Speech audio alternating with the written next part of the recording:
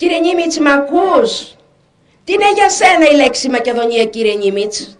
Μήπως είναι 9 γράμματα κούφια κι άδεια στην αράδα να σου τα χαρίσουμε, να τα χαρίσουμε στους ομοεθνείς σου? Μάθε λοιπόν ότι για τους γείτονές μας η λέξη Μακεδονία είναι το όχημα των αλυτρωτικών σχεδίων του εις βάρος της πραγματικής Μακεδονίας. Για μας η λέξη Μακεδονία είναι ιερό σύμβολο. Σημαίνει 4.000 χρόνια ελληνική ιστορία και πολιτισμό σε αυτά τα χώματα. Σημαίνει Φίλιππο και Μέγα Αλέξανδρο και Βεργίνα και Πέλα και Βίον και Άγιο Δημήτριο και Βυζαντινούς αυτοκράτορες.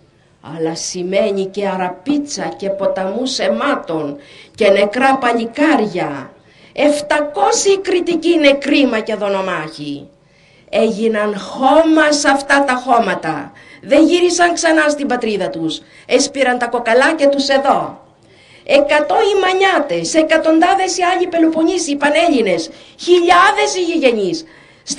Στρατηγοί μου, 10.000 οι νεκροί στη μάχη των Γιαννιτσών Πανέλληνες. Έγιναν χώμα, χώμα, ένας Βόλος χώμα. Αυτά τα χώματα είναι Μακεδονία. Αυτά τα χώματα. Αυτό είναι Μακεδονία, κύριε Νίμιτς, για μας. Αυτά δεν διαπραγματεύονται. Αυτά δεν ξεπουλούνται. Τιμούμε τους ήρωές μας σήμερα. Σε λίγο ο τελετάρχης θα μας καλέσει σε 1 λεπτού σιγή. Εμείς, οι ζώντες παρόντες άνθρωποι της πολύβουης εποχής μας, αφιερώνουμε 1 λεπτό από τη ζωή μας στους ηρωικούς νεκρούς μας. Τι να το κάνει το 1 λεπτού σιγή μας ο Μίγκας και ο Άγρας? Αυτοί έναν αιώνα τώρα με την απόλυτη σιωπή τους μας διδάσκουν αυτό που είπατε, μακαριότατε, ότι η ελευθερία δεν μας χαρίστηκε από κανέναν, ότι κερδίθηκε με θυσίες και με αίματα από τους προγόνους μας. Εγώ, τελειώνοντας την ομιλία μου, δεν θα σας καλέσω σε 1 λεπτού σιγή. Θα σας καλέσω σε διαρκή περισυλλογή. Γιατί ο αγώνας δεν τελείωσε. Γιατί τα σύννεφα συσσωρεύονται. Στο μουσείο μας αρχίζαμε και τελειώναμε τις ξεναγήσεις μας με τούτους τους στίχους του Παλαμά.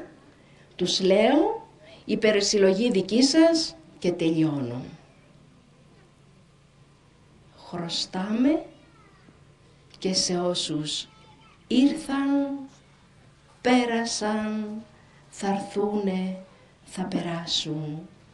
Κριτές θα μας δικάσουν οι αγέννητοι, οι νεκροί. Σας ευχαριστώ.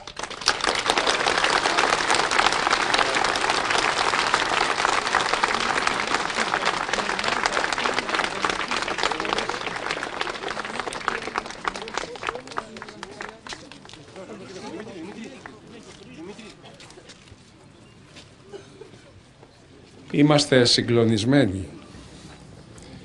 Εγώ νιώθω μια ανατριχύλα να διαπερνά το κορμί μου.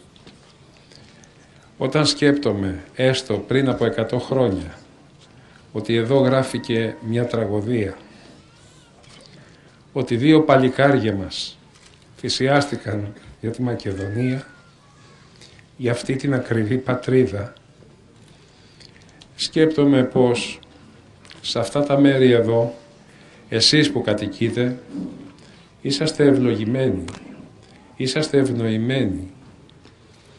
Δεν έχετε πάθει λοβοτομή στην ιστορική σας συνείδηση, όπως δυστυχώς αυτό συμβαίνει σε άλλα μέρη της Ελλάδος. Εσείς κρατάτε τις θερμοπύλες του έθνους και όπως έλεγε ο Ιων Δραγούμης, να σώσουμε τη Μακεδονία, γιατί η Μακεδονία θα σώσει την Ελλάδα. Το βλέπω τώρα πλέον, το βλέπω πολύ καθαρά.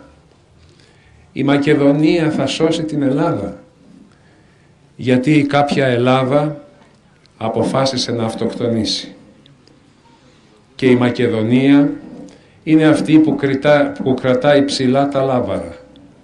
Με τέτοιες ιστορίες Αναμνήσεις με την ιστορική μνήμη καθάρια, χωρίς σκοπιμότητες, χωρίς υπολογισμούς, χωρίς έξωθεν εντολές, χωρίς υπαγορεύσεις. Γι' αυτό καλό θα ήταν όλοι οι Έλληνες να έρχονται από καιρού εις καιρόν στη Μακεδονία και να προσέχουν πού πατάνε. Γιατί σε κάθε βήμα μπορεί να πατήσεις χώμα ιερό, μπορεί να πατήσεις ένα τάφο, μπορεί να πατήσεις ένα λείψανο. Είναι διάσπαρτος ο τόπος από θυσία. Αυτή η θυσία μας δίνει ζωή. Αυτή η θυσία μας συντηρεί και είναι το αντίδοτο της παγκοσμιοποίησης που θέλει όλα να τα ισοπεδώσει. Να μην μιλάμε για αγώνες, να μην μιλάμε για πολέμους, να μην μιλάμε για θυσίες. Κανείς μας δεν θέλει τους πολέμους. Στο δήθεν δίλημμα ειρήνη ή πόλεμος, μόνο ψυχασθενείς θα δώσουν την ψήφο τους στον πόλεμο. Όλοι μας θέλουμε ειρήνη, αλλά μια ειρήνη με τα αξιοπρεπίας. Μια ειρήνη με εθνικό παλμό. Μια ειρήνη που δεν θα διακυβεύει τα διαχρονικά συμφέροντα του έθνους μας. Αυτή την ώρα νομίζω ότι και εσείς είστε συγκινημένοι. Η κυρία Τσινίκου ξεπέρασε απόψε τον εαυτό της. Την ξέρουμε και από άλλες ξεναγήσεις σε χώρους μακεδονικούς για γεγονότα Μακεδονίας. Αλλά απόψε ήταν το κάτι άλλο. Μας μετέφερε στο κλίμα της εποχής. Γυρίστε όλοι πίσω 100 χρόνια και δείτε εδώ να κρέμονται από την καρυδιά άψυχα τα δύο σώματα των μεγάλων εθνομαρτύρων μας. Ας είναι αιωνία η μνήμη τους, αλλά δεν φτάνει αυτό.